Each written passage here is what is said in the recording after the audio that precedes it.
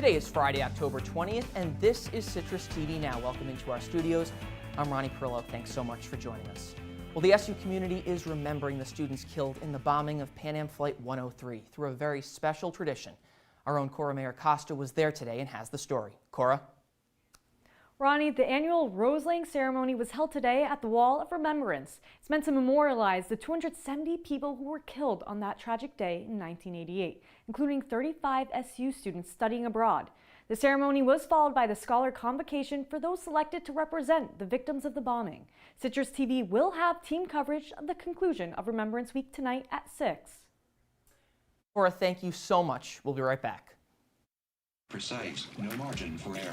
Dare to forget that. Dare to have fun with it.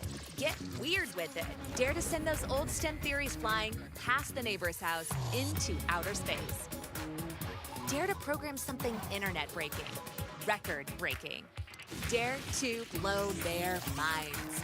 Dare to learn the difference between sedimentary and metamorphic rock. Go find those rocks. Dare to keep daring. Dare to STEM. Check out She Can STEM to get started. Welcome back to the Citrus TV Now. 45,000 people in the city of Watertown can now turn on their faucets again. The city says water has been restored after a 50-year-old pipe burst on Wednesday.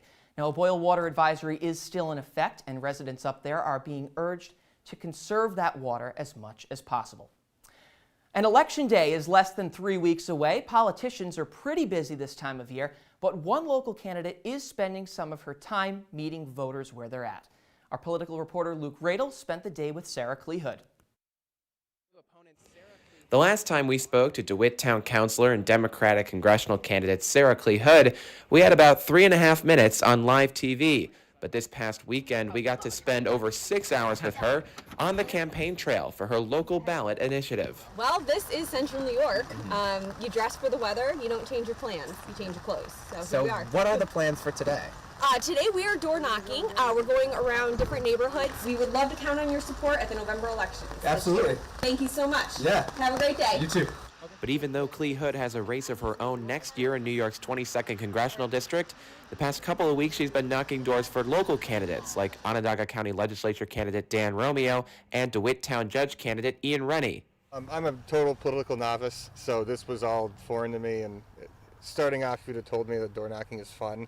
I thought that was about the most outrageous comment you could make, and to be honest, I love it. I bring my kids out most of the time. Now, do the kids knock on doors with you? They do. They were here, what did we do last weekend? They were with us. They brought their scooters where we went. I mean, that's what you have to do when you're a working mom with young children. Clee-Hood says she loves door knocking because it helps her keep a pulse on the community and make connections. People looked at me and they said, Clee, Agnes and Ed, do you know them? I'm like, yeah, they're my grandparents. 45 minutes later, I was sitting there with tea and cookies, and they were telling me all about my grandparents. Reporting from the campaign trail in DeWitt, Luke Radel, Citrus TV News. All right, Luke, thank you so much. Now joining me at the desk is our lovely weather anchor, Lily Evans. So I was out there that day, pretty cold, pretty damp.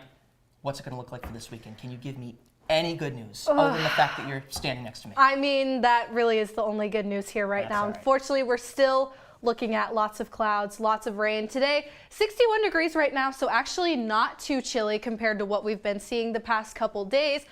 But unfortunately, those cooler temperatures are going to stick around. Taking a quick look at tonight, 56 degrees and a little chance of some rain and a 91% chance of humidity. So if you're going to go out, make sure to bring your umbrella. Ronnie? All right, Lily, finally, before we go, there's some local dining news to share. Riley's Tavern says it's bringing back this is their words, quote, Testicle Festival. The annual event was canceled last year due to supply chain issues. In typical years, the fest would feature the testicles of cows, pigs, and sheep, and turkeys. This year, they only have what they call the buffalo balls, which are actually specially shipped in from South Dakota. The appetizer is free with any other purchase throughout the rest of this month. They're breaded, deep fried, and served with a side of ranch dressing. The owner telling the Syracuse Post-Standard he's happy they're back, so I don't know. They call them Rocky Mountain oysters. I just call them oysters from Rhode Island. That's our show. Thank you so much for watching. The news continues in 1 hour with Chillicothe Adele and Zach Richter. For now, I'm Ronnie Parrillo. Have a great weekend, Syracuse.